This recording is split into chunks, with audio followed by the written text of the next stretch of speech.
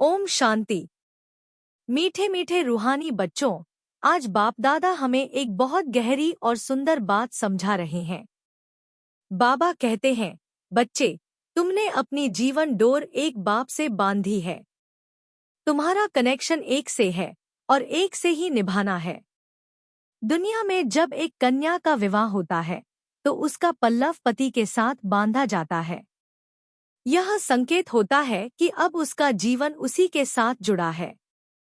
लेकिन बच्चों, यह तो स्थूल डोर है। संगमयुग पर हम आत्माएं अपनी रूहानी जीवन डोर स्वयं परमात्मा शिव बाबा के साथ बांधते हैं।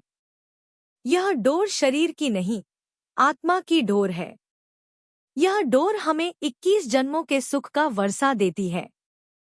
यह डोर हमें स्वर्ग का मालिक बनाती है।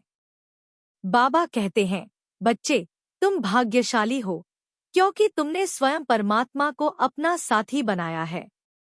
परमात्मा ही हमारी परवरिश करते हैं, हमें ज्ञान देते हैं और हमें मनुष्य से देवता बनाते हैं।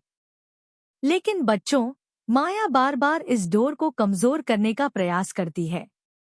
कभी आलस्य, कभी भूल, कभी देहाभिमान के द्वारा माया हमें परमात्मा से दूर करने का प्रयास करती है।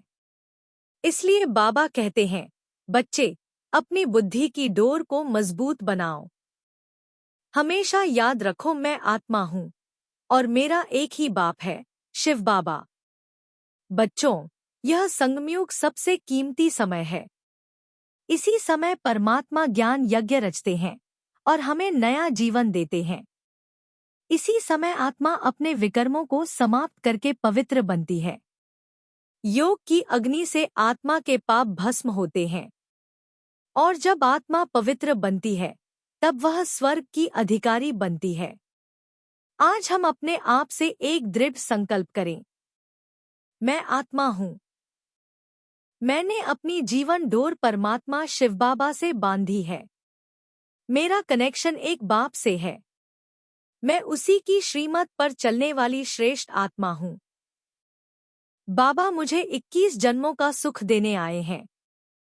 मैं इस श्रेष्ठ भाग्य को पहचानकर सदा खुशी और याद में रहूंगा। ओम शांति।